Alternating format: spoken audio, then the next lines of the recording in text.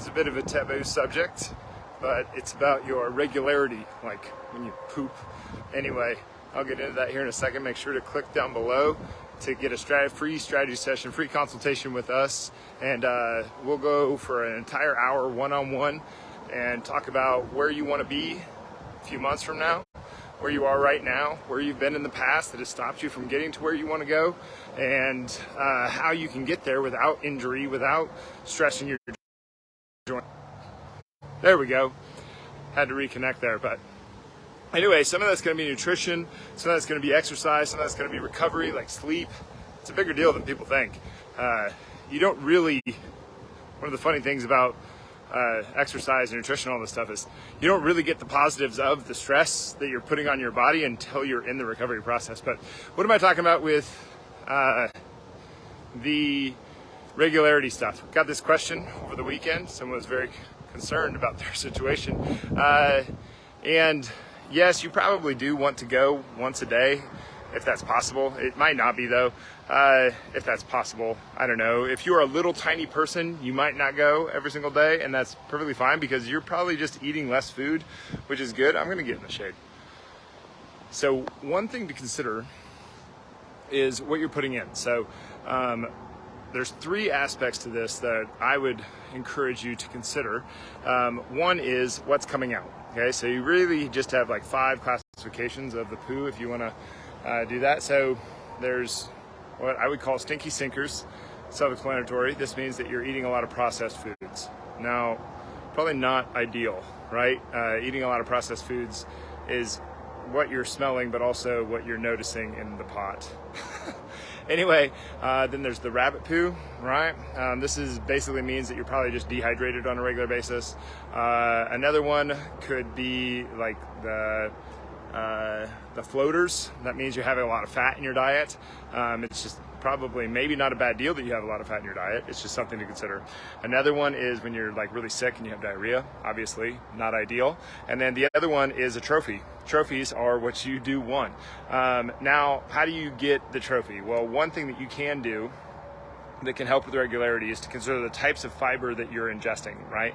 So there's 2 different types of fiber. There's insoluble fiber and soluble fiber. Insoluble fiber goes through you like a freight train, pushes everything through, really gets things going, right? Soluble fiber slows everything down. It's like the sludge. So when you eat oatmeal, you know, the goopy stuff that makes the oatmeal all like in between the oats, that's soluble fiber. If you were to fry a bunch of apples, that's all the soluble fiber, all that goopy stuff that you see. Soluble fiber is extremely good for you. You want both of these. Now, I would suggest that you don't go to a store and buy the fiber from that you get in like a container, like a supplement. I think it's better off if you get it from a more natural means.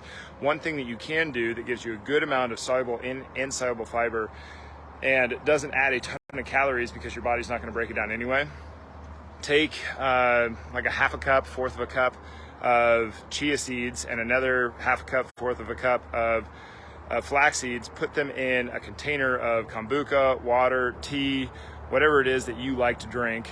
Put that in there, leave it overnight for like 8 to 12 hours, and then drink a certain amount of that the next day, and that will add a decent amount of soluble fiber and insoluble fiber to your diet that then will help you be more regular. So that's a very natural way to go about it. Now, the third thing that you can do is to consider the different types of supplementation. So what I'm mainly talking about here is magnesium. So magnesium helps with regularity, helps push everything along. The peristalsis that helps push everything through.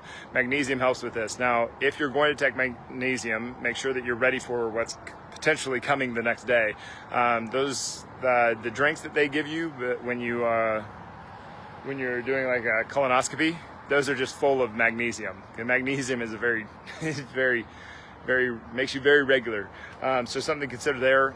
Now, just for a couple bonus things, you could also add in take into consideration the stimulants that you're using, such as like coffee would be something that you could consider, and then just other things that might block you up. So like cheese might be in there.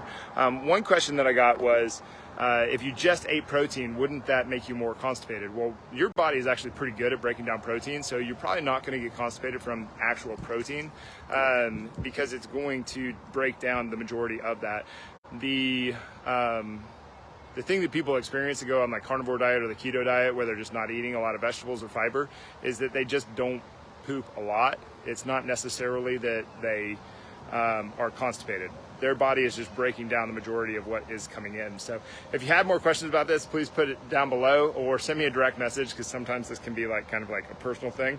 But this is something that some people deal with, is that they just have a tough time being regular with everything. So they maybe only go once a week and they spend 3 days kind of constipated. Well, just taking a little bit of flaxseed and chia seeds, putting them into some kind of liquid where they can kind of soak out, and then drinking that or a certain amount of that the next day, and then maybe a couple times during the week, is a very easy way. That way, a very convenient and easy way to get a little extra soluble fiber and insoluble fiber. Most of those over-the-counter things, the powders and the pills, those are just insoluble fiber. You can get insoluble fiber really easy just by eating more vegetables, but also soluble fiber you can find in like oatmeal and apples, but the flaxseed and the chia seeds are options too. But anyway, I hope this helps. It does not mean, if you're not going every single day, it does not necessarily mean that you're in poor health. You might just be a smaller person that's not eating as much, so you don't have to go every single day. But you probably do want to go multiple times a week. If you would like help with any health thing, not any health thing, but exercise, nutrition, recovery, sometimes mindsets are what are getting in the way, we can help. Just click the button below and we'll do the best we can.